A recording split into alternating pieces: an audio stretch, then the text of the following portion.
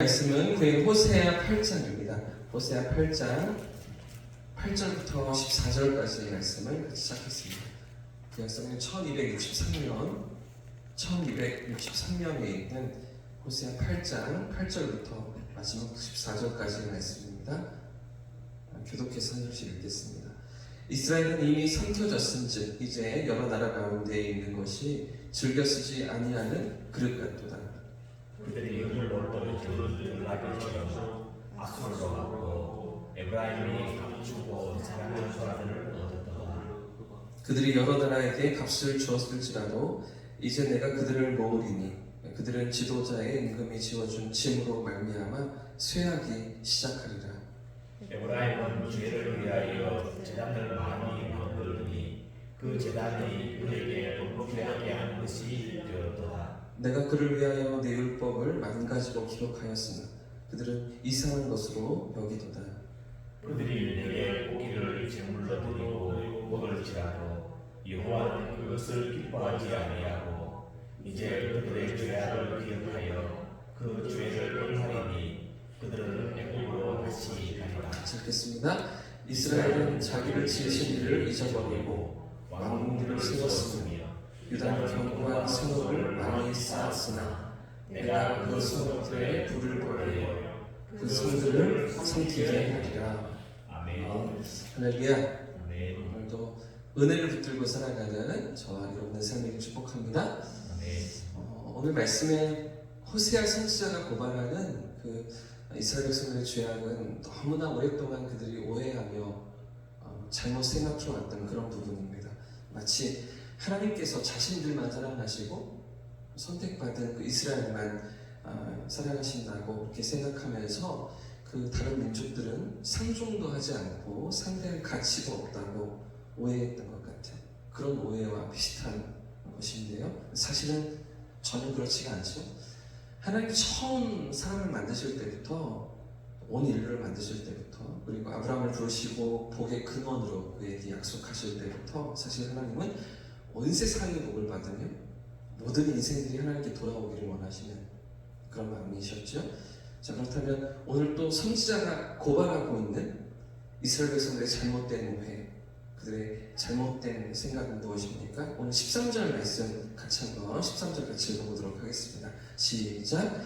그들이 내게 고기를 제물로 드리고 먹을지라도 여호와는 그것을 기뻐하지 아니하고 이제 그들의 죄악을 기억하여 그 죄를 벌하리니 그들은 애굽으로 다시 가리라. 어떤 오해와 잘못일까요? 어떤 잘못된 생각들을 이스라엘 백성들이 했던 것입니까? 그들이 고기를 많이 드린 것입니다. 고기를 많이 드리는 것. 그래서 제물을 많이 드리면 고기를 많이 태워드리면 하나님이 기뻐하실 것이다 라고 그들이 생각했다는 것이죠.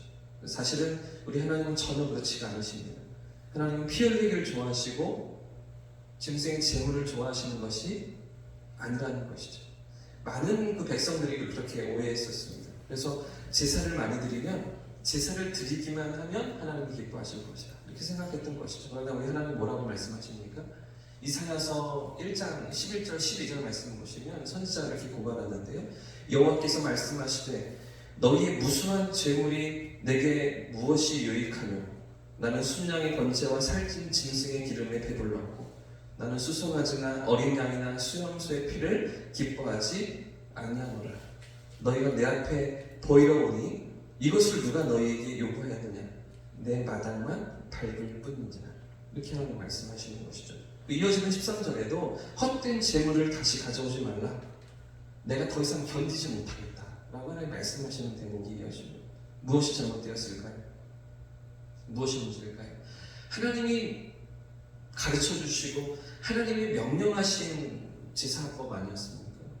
율법에 그렇게 제사 먹는 하나님 앞에 나오라고 말씀하지 않으셨습니까? 그런데 왜 선지자를 통해서 하나님은 제물이 싫다, 제물이 필요 없다, 제사 드리지 말라 이렇게 말씀하시는 것일까요? 자, 오늘 읽었던 14절 말씀에 그 이유가 있는데 14절도 같이 읽어보겠습니다. 시작.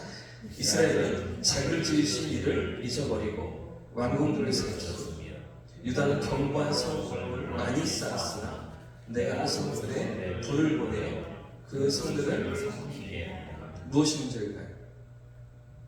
하나님이 지적하시는 그 원인, 그 문제가 무엇일까요? 지으신 하나님을 잊어버리고 그 문제죠. 이 부분이 문제인 것입니다. 지으신 하나님, 창조하신 하나님을 잊은 채 껍데기로만 제사하던 백성들이었다는 것입니다. 형식적으로만 제사하는 그런 예배였다는 것이죠. 그래서 하나님께서 받지 않으시겠다고 치우라고 하시는 것입니다. 너희의 무수한 재물이 내게 무엇이 유익하며 너희의 수송아지나 수정수의 피가 전혀 나에게 기쁨을 주지 못한다. 그들의 마음이 없는 형식적인 제사이기 때문에 겉으로 제물을 드리는 것 같았지만, 겉으로는 예배하는 것 같았지만 실제 그들의 마음이 어디에 있었습니까? 실제 그들이 무엇을 의지하며 살았습니까? 첫 번째는요, 두 가지인데, 첫 번째는요, 자신들이 세운 성벽을 의지했다고 하나님 지적하십니다. 14절 말씀을 다시 보십시오. 14절에 북이스라엘 백성들이 하나님을 잊은 채 무엇을 세웠다고요? 왕궁들을 세웠다고 얘기합니다. 또 유다는요, 남유다 역시도 견고한 성읍들을 많이 세웠다라고 하나님 말씀하시죠. 그리고 이 튼튼한 성벽이 있으니 우리는 망하지 않을 것이다, 괜찮을 것이다 라고 자부했던 거죠. 어제도 말씀드린 것처럼 이 호세아 선지자가 활동한 당시가 어떤 임금의 시대였다고요? 여로보암 2세였다고 말씀드렸죠. 솔로몬 이후에 가장 번성하던 제2의 번성기를 누리던 그런 당시의 상황이었다고 말씀드렸습니다. 이렇게 태평성대를 누리는데, 우리가 강성해져 가고 있는데 무슨 어려움이냐? 우리는 망하지 않을 거야, 우리는 괜찮을 거야 라고 생각하면서 이 튼튼한 성벽이 우리를 지켜주고 우리를 보호해줄 거라고 그렇게 의지하며 살아가던 그런 이스라엘 백성들이었다는 것이죠. 겉으로는 하나님을 의지하는 것 같아 보였지만, 겉으로는 하나님 백성인 것 같아 보였지만, 예배하는 것 같아 보였지만 실상은 자기가 가지고 있는 것을 의지하며 살아가던 거짓된 신앙이라고 지금 하나님 지적하시는 거죠. 첫 번째는요, 그들이 가진 것을 의지하였습니다. 그 성벽을 의지하며 살아갔던 것이죠. 두 번째는요, 이방 나라들을 의지하며 살았던 그런 이스라엘 백성들이었습니다. 9절과 10절 말씀 같이 읽어보겠습니다. 9절과 10절 시작. 그들이 홀로 떨어진 들나귀처럼 아수르로 갔고, 그들이 여러 나라에게 값을 주었을지라도 이제 내가 그들을 모으리니 그들은 지도자의 임금이 지어준 짐으로 말미암아 쇠하기 시작한다. 북이스라엘이 어디로 갔습니까? 아수르로 갔습니다. 아수르의 도움을 청했습니다. 왜 아수르로 왔을까요?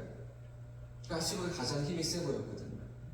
그 아수르가 가장 주변 나라들 중에서 가장 그래도 자기들을 힘있게 도와줄 것 같았거든요. 그런데 그냥 그들이 도와줍니까? 그렇지 않죠? 값을 주고 돈을 주고 그렇게 자기들을 도와줄 자들을 얻으며 이스라엘 백성들이 그들을 찾아 나아갔던 것이죠. 그런데 그 결과가 무엇입니까? 이방 민족을 의지하고 아수르를 의지했던 그 결과가 무엇입니까? 결국은 722년에 아수르에게 집어삼켜지고 마는 것이죠. 완전히 그들에게 망하고 마는 것입니다. 심지어는 그 아수르도 도움이 안 되는 것 같아서 다른 여러 나라들에게 조공을 바치며 머리를 조아리고 도움을 청하는 그런 이스라엘로 전락하게 되는데, 그 결과가 어떻게 됩니까? 결국 망하는 길로 나가는 것이죠. 패망하고 마는 것입니다. 여기 아주 중요한 핵심이 하나 숨겨져 있는데요. 자, 9절과 10절 말씀, 우리가 방금 읽었던 말씀에 값을 주고 이게 두 번이나 반복되는 이 단어, 아주 중요한 핵심입니다. 값을 준다.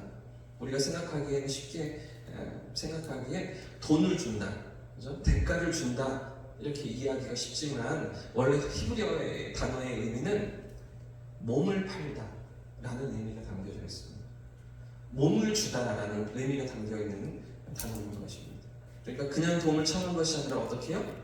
몸을 주고서, 몸을 팔아서 그 이방 민족들의 도움을 얻으려고 하는 이스라엘 백성들이었다는 것이죠. 누가 떠오르십니까? 누가 생각나십니까? 오늘 이 호세아 선지자의 아내였던 고멜이 떠오르는 것이죠. 그렇죠? 남편이 있는데도 그 남편을 의지하지 않고 집을 떠납니다. 다른 남자들을 찾아 나섭니다. 다른 남자들을 의지하며 살아가려고 하는, 그러다 끝내 버림받은 이 고멜이 이스라엘과 똑같음을 하나님은 드러내시고 지적하시는 것입니다. 처음에 자기가 가진 것들을 의지하다가, 내게 있는 것들을 의지하다가 그것으로 안 되겠으니 다른 남자들을 찾아 나서는 거죠. 그 고멜. 남편이 있는데도 남편을 전혀 의지하지 않고 다른 남자들을 찾아다니는 이 고멜과 같은 타락한 백성들의 모습이었음을 하나님이 지적하시며, 그래서 하나님 심판하신다고 말씀하시는 오늘 호세아 8장의 말씀인 것이죠. 많은 학자들이 이 호세아서를 연구하면서 이 고멜과 호세아의 이야기가 진짜 사실이 아닐 거라고 그렇게 생각했습니다. 실제로 있었던 이야기가 아니다 라고 해석하면서 하나님께서 비유로, 상징으로 하신 말씀일 뿐이다 라고 많은 학자들이 그렇게 해석하려고 했습니다. 이게 말이 되느냐? 이 거룩한 선지자가 어떻게 음란한 여인과 가정을 꾸리느냐? 그렇죠? 그러면서 이런 요구를 하나님이 하시는 것도 말이 안 되고, 그대로 선지자가 순종을 하는 것도 이거는 넌센스다. 이건 할 수가 없는 일이다. 그저 상징적으로, 비유적으로 주신 말씀일 뿐이다 라고 그렇게 해석하려고 애를 썼습니다. 그럴듯하지 않으십니까? 상당히 설득력이 있어 보이지 않으십니까? 그러나 우리는 어떻게 받아들입니까? 우리는 어떻게 이 사건을 이해합니까? 실제 일어났던 사건으로, 사실로 믿는 것이죠. 할렐루야. 이 말도 안 되는 하나님의 요구와 명령에 그대로 호세아 선지자가 순종했고요. 또 그의 삶을 통해서, 그런 순종의 삶을 통해서 하나님은 당신의 마음을 드러내시고, 그렇죠? 찢어지는 가슴으로 아내를 찾아 나서는 그 호세아 선지자의 순종을 통해서 하나님의 뜨거운 마음이 어떠하신지, 그 백성을 향하신 애타는 마음이 어떠하신지를 드러내시는 우리 하나님이신 것입니다. 이 안에 우리를 향한 하나님의 사랑이 담겨 있는 것이죠. 할렐루야. 죄 가운데 범죄하고 타락한 하나님을 떠난 인생들을 여전히 사랑하시고 찾아오시는 하나님의 마음이 이 호세아 선지자 안에 담겨 있는 것입니다. 그 참기와 같이 범죄한 이스라엘 백성들을 사랑하시고 우리를 사랑하시는 하나님의 마음이 이 안에 담겨 있는 것이죠. 그 고멜과 같이 타락한 인생들을 사랑하시는 하나님, 여전히 그 백성들과 함께 살기를 원하시는 그 하나님의 마음이 이 안에 담겨 있는 것입니다. 범죄하고 타락한 백성에게 끝내 심판하셔야 했지만 끝내 돌이키지 않는 그 백성들이었기 때문에 결국에는 징계하시고 매를 드셔야만 했지만, 그러나 하나님의 본심이 무엇입니까? 하나님의 마음이 무엇입니까? 오늘 호세아 8장을 통해서 그들이 자신이 가진 것을 의지하고 다른 나라들을 의지하며 하나님을 잊고 살아가는 그런 백성들을 향해서 그들의 죄를 드러내시고 지적하시고 깨닫기를 원하시는 하나님이시지만, 그러나 하나님의 본심은 거기서 끝이 아니라는 것이죠. 그걸로만 끝나지 않는다는 것입니다. 또다시 찾아오시고 또다시 불러내시며 다시 일으키기를 원하시고 함께 살기를 원하시는 은혜와 자비가 무궁하신 우리 하나님이신 것입니다. 그래서 결국에는 주전 722년에 북이스라엘이 멸망하지만 호세아 선지자가 그렇게 외치고 선포하는데도 불구하고 결국에는 하나님의 심판을 경험하고 말지만, 그러나 다시 그들을 돌아오게 하시는 하나님, 약속의 땅으로 돌이키시는 그 하나님, 그 하나님의 손길을 우리가 성경을 통해서 발견하고 경험할 수 있는 것이죠. 오늘 우리 삶에도 이런 은혜로 찾아오시는 하나님이신 줄 믿습니다. 우리 삶 가운데 여전히 연약함이 있지만, 넘어짐이 있지만, 그럼에도 불구하고 하나님만을 붙들고 하나님 앞에서 깨어 살아가는, 은혜로 살아가는 저와 성도님의 삶을 예수님의 이름으로 축복합니다. 이 가을을 살아가면서 주님 앞에 더 가까이 나아가고 주님과 친밀한 사귐을 누리는 풍성한 사랑 안에 거하는 저와 여러분 복된 삶이기를 예수님의 이름으로 축복합니다.